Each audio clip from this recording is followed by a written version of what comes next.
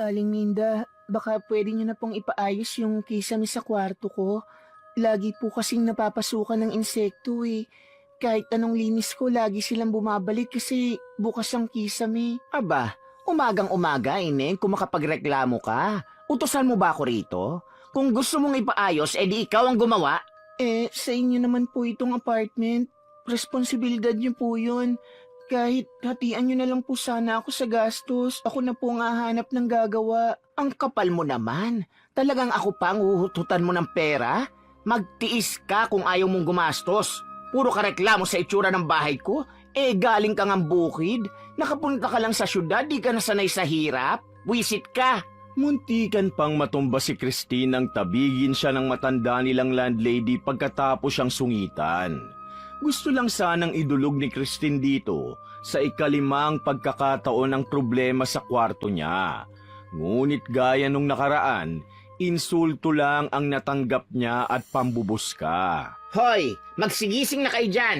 Oras na para sa inspeksyon nyo ngayon, baka nakakalimutan nyo. Pinagkakalampag ni Minda ang maninipis na pader ng karamihan sa tenant na katutulog lang din galing sa night shift. Umaga pa lang ay hilig na ng matanda na mambulabog. Gusto kasi nitong siguraduhin na hindi sila nagpupuslit ng ibang gamit na dekuryente. Napabuntong hininga na lang si Christine dahil araw-araw na lang niya itong nasasaksihan. Tumuloy na siya sa trabaho niya sa factory. Uy, ang laki na ng eye bags mo, nakakatulog ka pa ba? Hindi ko na nga alam ang gagawin ko, ate. Yung landlady namin napakatigas. Ayaw man lang patapalan yung kisame. Alaga niya yata yung mga dagaron eh. Kadiri naman yan. Bakit hindi ka na lang kaya lumipat ng uupahan? Grabe naman yung kasera nyo. Wala man lang malasakit sa mga tenant niya.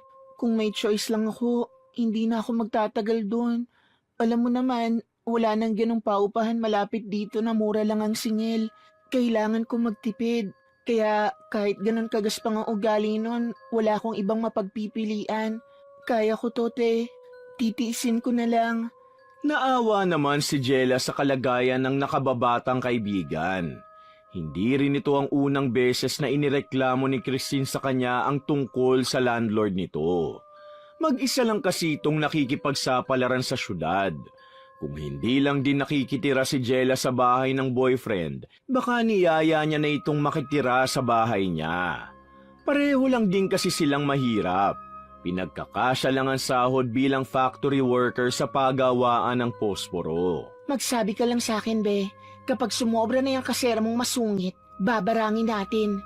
Ikaw talaga, ate. Kakasabi mo niyan, maniniwala na akong may black magic ka. Alam mo, Christine, wala naman taong nababarang kung wala silang kasalanan. Minsan kasi hindi na sapat yung pagsabihin mo lang sila ng basta. Dapat nilang maranasan yung hirap na nabibigay nila sa iba. Nagtuloy ang dalawa sa trabaho. Nawala na sa isip ni Christine ang sama ng loob na nakuha kaninang umaga at napalitan ng mga iniwang salita ni Jella. Ngunit saktong pagka-uwi niya, may bumungad na naman sa kanyang nakakabwisit. Pagod na pagod siya at nais lang sanang magpakulo ng tubig nang mahuli niya sa akto si Aling Minda na pinupukpok ang initan niya ng tubig sa mesa. Bagong biling niya lang yun kaya hindi niya maiwasang tumaas ang boses. Bakit niyo sinisira yan? Sumusobra na kayo, Aling Minda. Hindi na tama tong ginagawa niyo. Nananadya na ho yata kayo eh. Pinagbibintangan mo ba akong bata ka? Mag-ingat ka sa pananalita mo, sinasabi ko sa'yo. Nasa kamay ho niyo ang ebidensya. Abay, sira na yan ang hawakan ko. Kahit anong pindot ko ayaw uminit ng tubig. Style mo yata to para kuhanan na naman ako ng pera eh. Palibasa ang kaya mong bilhin yung mumurahin lang. Kaya yan, sira agad kaunting pukpuk lang. Sinasaksak ho kasi yan para umandar. Sana hindi niyo na lang ginalaw kung hindi naman sa inyo. Abat napakabastos mo talaga. Baka nakakalimutan mong apartment ko to. Gusto mo bang itapon ko lahat ng gamit mo sa labas? Tingnan natin kung saan ka pupulutin. Hindi na nakaimik si Christine. Mabilis na tinignan ni Christine ang electric kettle nang makaalis ang matanda.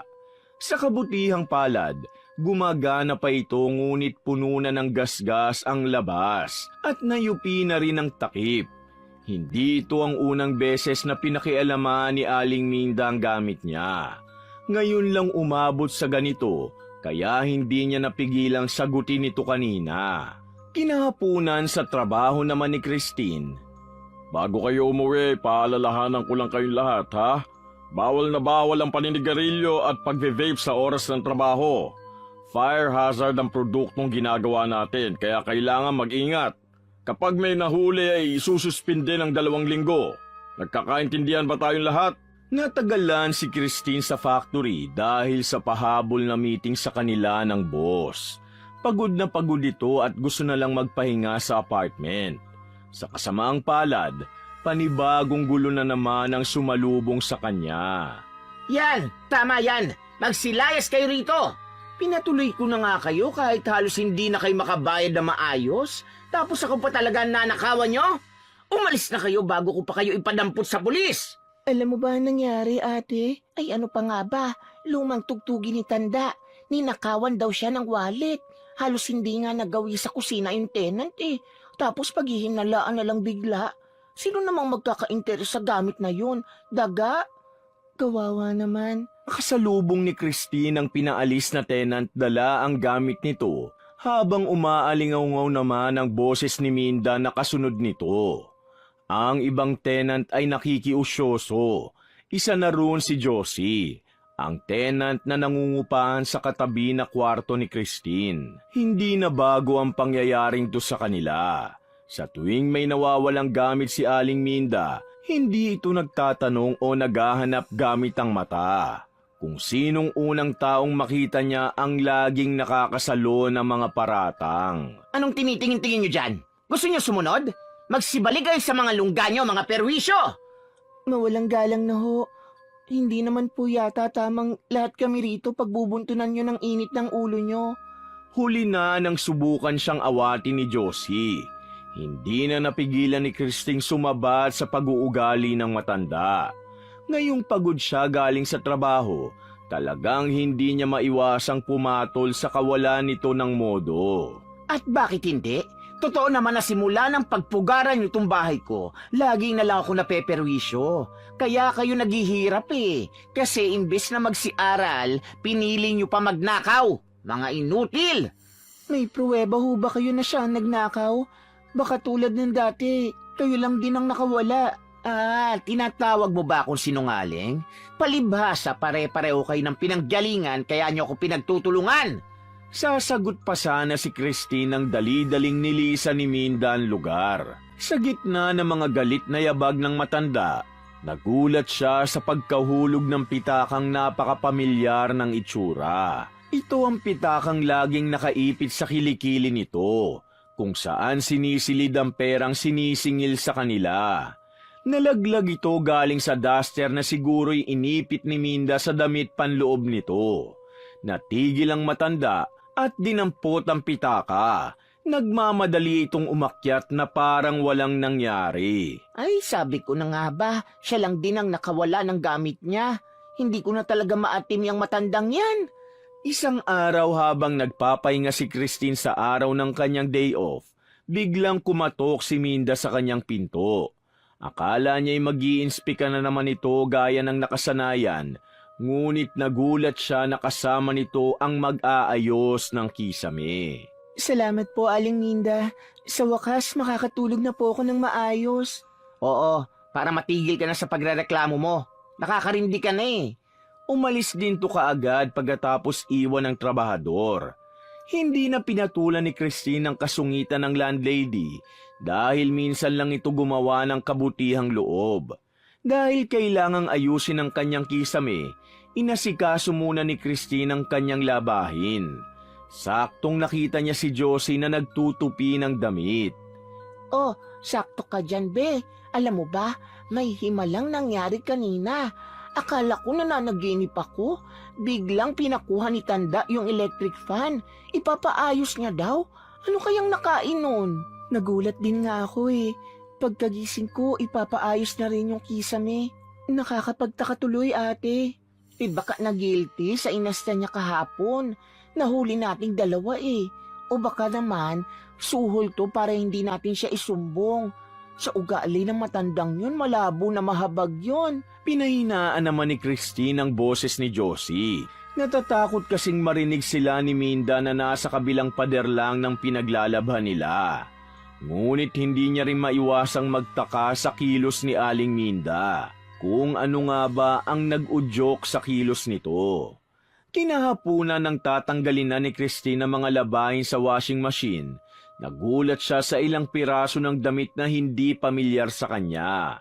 Nang iangat niya ang isa sa mga damit, nakita niya ang pamilyar na duster na paboritong suotin ng kanilang landlady. Paano to napunta rito? Nalingat lang ako saglit. May dagdag na akong labahin. Naguguluhan man, minabuti na lang ni Christine na isama sa babanlawan niya ang damit ng matanda. Siguro ay nagkamali lang ito ng lagay. Isasabay na lang niya. Pasasalamat na rin na pinaayos na nito ang kwarto. Saktong kasasampay niya lang ng nilabhan nang pumasok si Minda. Oh, tapos mo na pala. Akala ko matatagalan ka pa dyan. Sinadya niyo po bang isabayan sa labahin ko? Nagrereklamo ka? Baka nakakalimutan mo ang malaking abala mo sa akin kanina. Hindi naman po sa ganon. Sana lang po nagsabi muna kayo sa akin. Hindi niyo naman po kasi ako labandera eh. Wala ka talagang utang na loob. Kung ibang tao yun, baka nagkukumahog na makabawi. Ikaw lang itong marami pang sinasabi. Sana hinayaan na lang kitang pagpiesta ng daga sa kwarto mo. Nasaan ang bayad mo sa renta? Kahapon pa yung dapat Heto na po. Pasensya na po kung na-late kasi na-late din ang release ng sweldo namin. Pagkaabot ni Christine ng bayad, binilang kaagad ito ni Minda. Biglang nagsalubong ang kilay ng matanda kaya nagtaka ang dalaga. Sa pagkakatanda niya, sakto naman ang bilang niya kanina. Bakit tila nagalit na naman ito? Kulang to. 2,000 lang ang binigay mo. Tama naman po yan. 2,000 naman ho lagi ang binabayad ko sa renta. Wala naman po akong matanda ang kulang nung nakaraang buwan Nakita mo yung kisaming nasa itas mo ngayon? Hindi yun libre. Baka nakakalimutan mo, pera ko ang pinambayad ko doon. Nabigla si Christine sa pahayag ng matanda. Ang buong akala niya kasi si Aling Minda na ang magbabayad dahil ito naman ang may-ari. Ibig sabihin pala ng kabaitang pinakita ng matanda ay sisingilin din siya sa huli. Ngunit para wala na lang gulo, nilabas niya ulit ang pitaka at inabutan ng 1,000 ang matanda. Sapat na siguro to pantapat sa hati ng ginasto sa materyales at labor sa nagtrabaho. Ano to? Akala mo ba nakikipagbiroan ako? 3,000 lahat ang ginastos doon. Hala, wala naman po kayong sinabing ako pala ang kakargo ng lahat. Grabe naman kayo. Saan naman po ako kukuha ng ganun kalaki? Baka po pwedeng hatian nyo na lang ako. Anong hatian? May pinatago ka bang pera sa akin? Anak ba kita, ha? Kung hikahus ka, aba problema mo na yon. Bayaran mo yung perang iaabono ko, ha? Kasabay ng upa mo sa susunod na buwan. Kung ayaw mo mag-alsa balutan at matulog sa labas. Hindi na talaga kayo magtino. Halos kada buwan, problema lagi ang binibigay nyo. Labis na nanlumo si Christine. Ngayong nagmamahala ng bilihin ay halos hindi na siya makaipon. Tapos dagdag pa na may landlord siyang grabe manggipit. Mukhang kailangan niyang magdoble kayod lalo para lang hindi siya mapalayas. Sa sumunod na mga linggo, binuhos niya ang oras sa trabaho. Niwala siyang pahinga at lahat ng overnight ay kinuha niya. Subalit kahit anong pagpupursigi, kulang pa rin. Dagdag pa na lagi siyang nabibitin sa stock ng pagkain. Ate, pwede ba manghiram ng 2,000? Nakakayaman pero gipit na gipit talaga ako eh. Babayaran ko sa katapusan, promise. Sandali, ngayon lang kita narinig manghiram May problema ka ba, Christine? Ipandadagdag ko lang sana sa bayad sa upa, ate. Pinaayos na kasi yung kisame. Kaso, dagdag bayad pala sa akin yun. Sinubukan ko naman pero bitin ang pera ko ngayon. Ayoko namang mapalaya sa apartment. Ano? Sa'yo pinabayad lahat ng gastos? Hindi naman tama yun, oy. Paano kaya nakakatulog na mahimbing ang matandang yun sa pinaggagagawa niya? Galit man para sa sinapit ng kaibigan, pinahiram na lang ito ni Jella. Kilala niya kasi si Christine na masinop sa pera kaya ang umabot sa puntong mangungutang ito para may maipambayad, isa lang ang ibig sabihin. Sumusobra na ang malupit nitong landlady. Oh, bayaran na ulit ha? Nasaan ang perang atraso mo sa akin? Ihanda mo na ang bayad. Nandiyan na po kasama yung kulang nung nakaraan. Huwag po kayong mag-alala. Kumpleto yan. Labis ang pasasalamat ni Christine dahil titigil na rin sa wakas ang pagpapaalala ng utang sa kanya ng matanda na kahit maraming tao ay hindi siya nakakalimutang singilin. Bukod pa sa pamamahiya ay ang dumadalas na rin ang pagsasabay ng damit ng matanda sa labahin niya. Wala siyang magawa dahil laging panangga ni Minda na may atraso ito. Ngayong wala na akong utang sa kanya, panghuling beses na tong pagiging libreng labandera ko. Subukan niya lang ulit na maglagay ng basahan niyang damit kasama sa damit ko. Itatapon ko talaga sa susunod. Bulong yun ni Christine habang pagalit na inaalsa ang uniform niya sa trabaho kasabay ng damit ng matanda. Sa ikatlong damit na nadampot niya, doon niya nalanghap ang matapang na amoy ng gasolina. Agad niyang nabitawan ang hawak at dali-daling hinugot sa saksakan ang nakasaksak na washing machine sa pag-aakalang ito ang dahilan. Ngunit nang balikan niya ang mga damit, matapang pa rin ang amoy. At doon na niya napansin ang pagiging madulas ng tubig. Sa damit mismo nang gagaling ang amoy. Galit niyang pinuntahan si Minda. Oh, kita mo nagpapahinga ang tao eh. Kung makakato ka dyan para ka maninira ng pinto ah. Anong kailangan mo? Pinagbigyan ko ng hukay nung una kasi naaawa ko. Kahit nga munting pasasalamat wala akong nakuha mula sa inyo. Pero sige lang, kahit hindi ko naman obligasyon na isama yung parang basahan damit nyo. Hinahayaan ko lang yun. Pero ngayon sumusobra na ho kayo. Ano bang pinagsasasabi mo ha? Nakabayad ka lang, akala mo kung sino ka na kumakasigaw dyan? Kinuha ni Christine ang damit ni Minda at pagalit itong tinapon sa paanan niya. Dagdag na nagpagalit sa kanya nang malatag niya ang ilang piraso ng tela. Doon niya nakumpirma na hindi ito basta maruming damit kundi basahan. Gawain po ba ng matinong tao yan? Alam niyo na may gasolina, bakit niyo pa hinalo sa mga damit ko? Yun lang naman pala. Anong pinagpuputok ng butsi mo? Hindi ka ba marunong magbanlaw? Napaka-arte mong taga-bukid ka. Wala na talaga kayong pag-asa. Darating din ang araw na magsisisi kayo sa ginagawa niyo. Dadanasin niyo rin lahat ng hirap at panghuhuskang binibigay niyo sa iba. Puno ng sama ng loob na binitiwan ni Christine ang mga salitang yon, ngunit panguuyam lang ang nakuha niyang kasagutan. Mabibigat ang yabag niyang nilisan ng lugar habang bumabalik sa alaala niya lahat ng pagtitiis na ginawa niya at pagpapalawak ng isip. Inabot na ng sukdulan ng pasensya niya. Laging tinuturo sa kanya ng magulang na magpakumbaba at huwag pumatol sa mga matanda. Ngunit kung ganitong klasing matanda lang dinadaig pa ang demonyo kung mamerwisyo, para sa kanya'y lintik lang ang walang ganti. Christine, pwede ba kitang makausap sa office? Urgent lang. Umalis ka muna sa area na to. Bakit po, boss? May nagawa ba ako? Sumama ka na lang muna sa akin, Christine.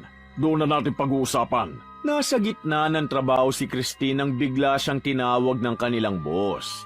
Hindi niya matumbok kung anong dahilan, ngunit agad din niyang sinunod ang utos nito.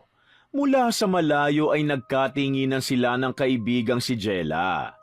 Nasa mata ng kaibigan ang pagpapaabot ng lakas ng loob dahil marami ang pwedeng rason kung bakit siya pinatawag.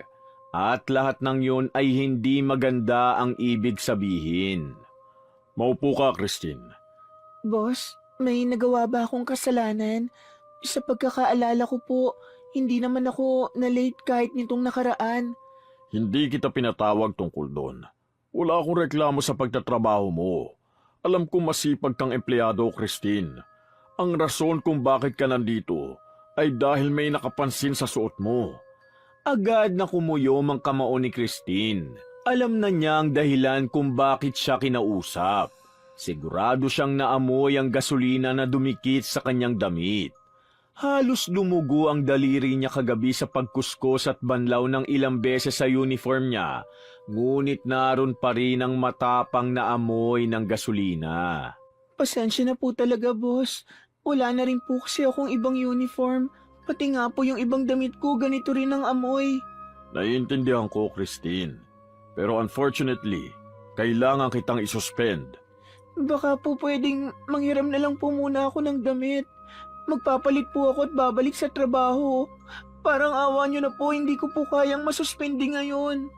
Ayoko man napahirapan ka, Iha. Pero rules are rules. Kung palalampasin ko ito ngayon, kailangan ko rin palampasin ang lahat ng lalabag. Delikado ang produkto natin at sensitive ang management, kaya talagang stricto ang patakaran. Ang tanging maitutulong ko lang imbis na 2, 1 linggo lang kitang isususpend.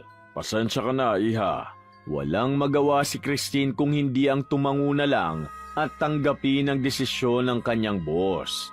Kinuha niya muna lahat ng gamit niya sa locker at binaybay ang daan palabas ng factory. Saktong paalis na siya nang pigilan siya ni Jella. Narinig ko nangyari, be. Ayos ka lang ba? Gusto mo ba ihatid na kita? Tapos na rin ang shift natin eh. Halika, sumama ka sa akin. Paggagaangin natin yung loob mo. Sumama si Christine sa kaibigan. Malimit siyang sumagot dahil puno ang isip niya ng pangamba kung ano ang gagawin ngayong nasuspindi siya sa trabaho. Napansin naman ito ni Jella, kaya binuksan ulit ang usapan tungkol sa barang. Naalala mo ba yung sinabi ko sa'yo dati? Akala mo siguro dati nakikipagbiroan lang ako, no? Pero totoo yun. Pwedeng-pwede nating gantihan ang matandang yon, Christine. Paano naman natin gagawin yun, ate? Ang tanong, desidido ka ba? Dapat buo ang loob mo kung gagawin natin to, be. Oo, desidido na ako, ate. Punong-puno na talaga ako, kahit malabo magtitiwala ako. Ang matandang yun ang punot dulo ng lahat. Lahat ng kasamaang nangyayari sa akin bunga ng kagagawan niya. Dapat lang na matikman niya ang ganti ng isang api. Bago pa sila pumunta sa mangkukulam na kilala ni Jella, pinakuha niya muna si Christine ng kahit ilang piraso ng buhok ni Aling Minda. Ate, paano yun? Sasabunutan ko ba siya? Hindi ko nga yun makausap nang di niya ako sinisigawan eh. Parang malabo yatang makuha ko yan, ate. Hindi ba pwedeng ibang gamit niya na lang? Pwedeng kuko, pero wala na tayong oras para manmanan siya at bantayan kung kailan niya itatapon. Pwede ring damit niya na lang, pero kung makakahanap ka ng kahit anong gamit niya na nalaglagan niya ng buhok, mas mainam. Umuwi agad si Christine. Saktong pagpunta niya sa kusina, nakita niya ang suklay ng matanda na basta nakalapag sa mesa. Alam niyang si Aling Minda ang may-ari dahil talagang sinulatan nito ng marker ang suklay. Umayon sa kanya ang pagiging burara ng matanda.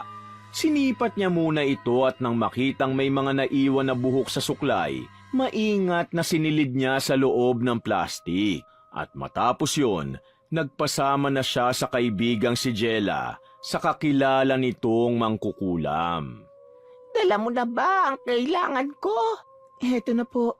Iyan lang po ang nakuha kong buhok eh. Pwede na po ba yan? Oo, pwede na ito. Pero ang lakas ng intensyon mo ang aking hiling. Ano ang nais mong mangyari sa taong ito? Nais mo ba siyang masaktan hanggang kamatayan? O pahirapan lang hanggang makamit ang iyong kagustuhan? Hindi ko po siya gustong mamatay. Gusto ko lang po na matuto siya ng leksyon sa kasamaang ginawa niya sa akin at iganti ang mga nagawa niya ng mali. Ang piraso ng buhok na ito ay mag-uugnay sa kanya at ang bisa ng sumpa ay nakasalalay sa iyo. Nakadepende sa iyo ang kapalaran niya ngayon. Mawawala lang ang bisa sa oras na sa tingin mo ay karapat-dapat na. Nang bigyan ng go signal ni Christine ang mangkukulam, nagsimula itong magbigkas ng salitang hindi maintindihan. Noon ay hindi siya naniniwala sa barang, sumpa o kulam. Ngayong personal niyang nakikita at nararamdaman ang enerhiya na nanggagaling sa mangkukulam, hindi niya maiwasang mahiwagaan. Nang matapos ang mangkukulam, umuwi na siya. Ang tanging gagawin na lang niya ngayon ay ang maghintay. Be, puti nakababa ka na. Rinig mo na ba ang balita? Bakit po? Anong nangyari? Nakita raw si Tanda sa labas ng kalsada nung madaling araw. Parang wala sa sarili tapos may kinakalaban daw sa ere. Pinagtatawanan nga ng mga dumadaang tambay sa labas. Buti nga hindi nasagasaan. Nung kinuha siya ng tanod, hindi niya raw alam kung bakit siya napadpad doon. Grabe, nakakaloka. Nakakaawa naman si Aling Minda. Ano ka ba? Huwag ka maawa doon. Sa lahat ng kalupitan niya, maliit na bagay lang yung mapahiya siya saglit. Nagulat si Christine sa bilis ng bisa ng sumpa. Totoo nga talaga, walang duda na tumalab ang ginawa nila kahapon. Sa kabilang banda naman, kasalukuyang nagsusuka si Aling Minda. Mapaklang nalasahan niya at nang hawakan niya ang dila, parang may nakakapasyang dumi. Agad niya itong nilinisan at laking gulat niya nang tingnan ng lababo. Itim na likido ang lumabas sa bibig niya. Kagabi pa masama ang kanyang pakiramdam at tila nalimutan niya kung anong nangyari simula nung natulog siya. Basta na lang siyang gumising na inaalalayan na ng 2 tanod at kahit anong tanong nila kung bakit siya nandoon ay hindi niya masagot. Base po sa test ay normal naman po ang vitals nyo. Dinouble check ko na rin ang CT scan at healthy kayo overall. Alam niyo po ba ang dahilan kung bakit? Baka po may nakain kayong kakaiba kagabi kaya kayo nagsuka ng sinasabi niyong itim na likido. Pwede pong yun ang cause. Kung alam ko, edi sana hindi na lang ako nagpunta dito. Inagawa mo ba ng maayos ang trabaho mo? Paanong normal? Parang pinipilipit ang lamang loob ko ngayon. Kumalma lang po kayo, ma'am. Pwede po kayong i-admit muna para maobserbahan ang kalagayan nyo. Pero sa ngayon, wala po akong maibibigay na sagot. Wag na. Wala rin naman kayong kwenta. Ano, patatagalin niyo pa ako rito para maperahan niyo? Kung wala rin kayong silbi, uuwi na lang ako. Mga inutil kayong lahat. Kahit ang doktor ay hindi nakaligtas sa kasungitan ni Minda. Basta naman hinayaan na lang ng doktor na umalis ito. Mukhang sanay na ito sa ganong klase ng pasyente. Napansin naman ni Minda na pinagtitinginan siya ng ibang pasyente dahil sa pagmamaktol niya. Ngunit hindi niya na ito inintindi. Papauwi na sana siya nang makita niyang kakaiba pa rin ang tingin sa kanya ng mga taong nadadaanan niya kahit na simple na lang ang lakad niya. Pagkatapos siyang tignan, nagbubulungan ang mga ito at parang nandidiri ang ekspresyon. Anong tinitingin-tingin niyo? Umiwas ng tingin ang mga ito. Pagkapasok niya sa apartment, umiiwas din ang mga tenant niya. Nang marating niya ang silid niya, maging siya ay nagulat sa kanyang itsura. Kaya pala ganun na lang ang pandidiri ng mga tao kanina. Kahit siya ay nagimbal sa nakikita niya sa salamin. Kulubot ang mukha niya na parang inaagnas. Hindi siya mapakali at gusto niyang sumigaw ngunit walang boses na lumalabas sa kanyang bibig. Pinilit niyang tumawag ng tulong, subalit walang sumasaklolo sa kanyang daing. Hanggang sa naubusan na lang siya ng lakas at dumilim ang kanyang paligid. Nasaan ako? Sino kayo? Anong ginawa niyo sa akin? Nagulat si Minda sa pagmulat ng kanyang mata. Kanina ay nasa silid lang siya at ngayon ay nasa madilim na siyang lugar at napapalibutan ng mga figurang hindi niya mamukhaan. Kasing tangkad ito ng tao, ngunit ang buong katawan ay napapalibutan ng buhok. Pilit man niyang makatakas ay para siyang nakagapos. Pinilit niyang gumalaw, subalit parang ayaw kumilos ng kanyang katawan. Pakawalan niyo ako. Malalagot kayo sa akin kapag hindi niyo ako pinakawalan dito. Hindi siya sinagot ng mga ito. Nanatili pang nakatunghay ang mga ito at paulit-ulit binibigkas na magbayad siya. Lubos siyang nangilabot sa naririnig at hindi niya nakinaya ang mga bulong. Sa unay hindi niya alam ang ibig sabihin ng mga ito hanggang sa naging pamilyar ang mga kaganapan sa kanya. Tila nagsasadula ito ng mga linyang binitawan niya sa ibang tao. Subalit ang kaibahan, siya ang nakakarinig sa halip na ang nagbibitaw ng salita. Tumigil na kayo! Tulong! Pakawalan niyo ako! Pakiusap! Agad na dinampian ng malakas na hangin si Minda. Tila hinigop siya sa ibang dimensyon at pagkamulat ulit ng mata, nakabalik na siya sa kanyang silid. Naitanong niya sa isip niya kung panaginip lang ba ang lahat. Natagpuan niya ang sariling nakahiga at nasa harap niya si Christine na may pag-aalala sa mukha. May dalawa pa itong kasama na hindi pamilyar sa kanya. Isang matandang mahaba ang buhok at isang babaeng hula niya na mas matanda lang ng kaunti kay Christine. Anong nangyari sa akin? Binangungot ho kayo. Nakita namin sa kusina na nakabulagta kayo ron. Mukhang labis ang kasamaang nakalukob sa iyong puso para gano'n na lamang kalala ang mangyari sa iyo. Iha, itutuloy ko pa ba? Direkta ang huling tanong na yon ng mangkukulam kay Christine. At nang hindi ito sumagot ay tila hudyat na yon ang simula ng pamimilipit ulit ng katawan ni Minda. Napabaluktot ito sa kinahihigaan at hindi mawari ang sakit. Napansin niyang parang nag-oorasyon ng matanda sa gilid. Tama na po. Itigil niyo na po muna.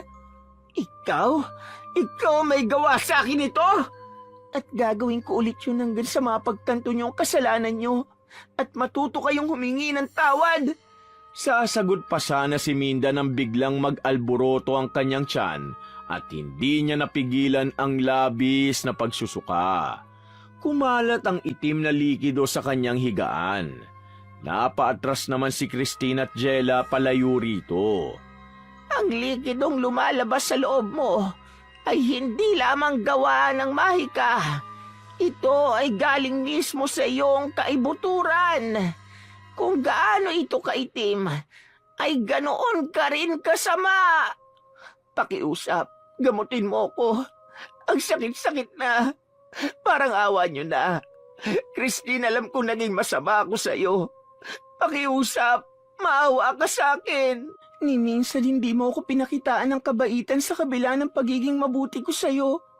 Ni isang beses hindi ka humingi ng tawad sa mga ginawa mo. Ngayon, talaga bang nagsisisi ka na sa nagawa mo? O gusto mo lang makaligtas? Aminado ko, lahat ng ginawa ko ay nagdulot ng sakit sa inyo. Hindi matutumbasan ng kahit anong dispensa ang pinsalang iniwan ko. Pero hayaan mo ako makabawi. Pangako, magbabago ako. Sa kabila ng pinagdaanan, nahabag pa rin ang gusto si Christine. Ito lang naman kasi ang gusto niya, ang maturuan ng leksyon ng matanda. Simulat sa pulay ayaw niyang saktan ito para lang makaganti. Hindi lang para sa kanya ngunit sa iba rin. Inabisuhan niya ang mangkukulam na tanggalin ang nilagay na sumpa sa katawan ni Minda. At dahan-dahan namang nawala ang sumpa, ngunit hindi lahat. Dahil may kondisyon siya. Ipatitigil ko ang sakit sa loob ng katawan mo. Pero ang itsura mo, mananatiling ganyan hanggang sa makabawi ka sa lahat ng nagawan mo ng kasalanan. Sakalang babalik ang mukha mo sa dating anyo kapag naging totoo ang iyong saloobin. Kahit anong pakitang tao ay hindi tatalab. Subukan mo lang ulit na paiyakin ang kaibigan ko. Sa susunod, hindi lang ang palaya magiging kahawig mo, kundi pati lahat ng gulay sa bahay kubo. Hindi ko kilala kung sino kayo, pero maraming salamat. Makakaasa kayong magbabago ako paunti-unti. Ngayong alam ko na ang mali ko, hindi na ako uulit. Kahit man lang sa munting panahon makabawi kayo sa mga tenant nyo. Medyo matagal na rin ang pagiging masungit yung landlady. Itong bahay nyo sana ang magsisilbing tahanan namin na malayo sa pamilya at nagsisikap. Pero sa halip na matiwasay na tahanan, magulong mundo ang binigay nyo. Sana po tuloy-tuloy na ang pagbabago nyo.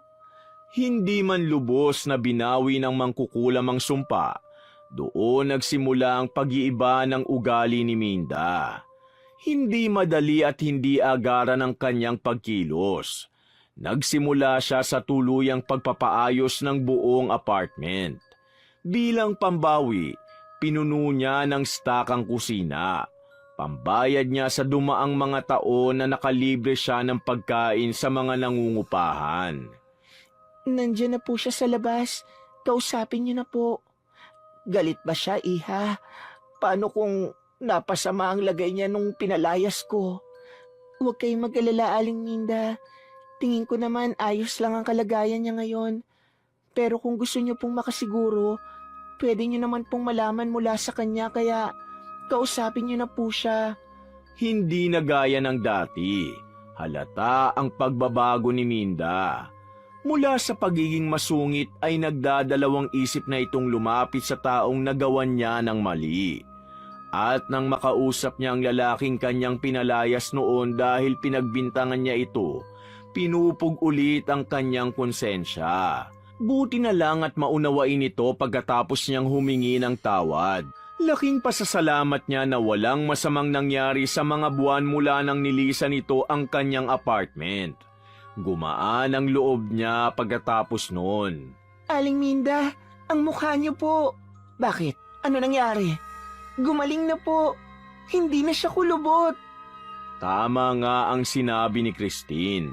Nakumpirma ni Minda nang tingnan niya muli ang mukha sa salamin. Simple lang siyang napangiti nang napagtanto ito. Sa tuloy-tuloy niyang pagbago ng nakagawian, muntik niya nang makalimutan ang estado ng kanyang mukha. Ganito pala ang pakiramdam ng maging mabuti. Sana dati ko pa ginawa. Para siyang nabunutan ng tinik. Hindi lang dahil sa nakikita niyang paggaling sa pisikal niyang anyo. Kung hindi dahil ibig sabihin lang nito, tuluyan na siyang nakabawi. Ngunit hindi rito natatapos ang lahat. Taon ang lumipas mula noon at tuloy pa rin si Minda sa butihing gawa. Lumawak ang kanyang apartment at naging takbuhan ito ng mga taong walang matuluyan.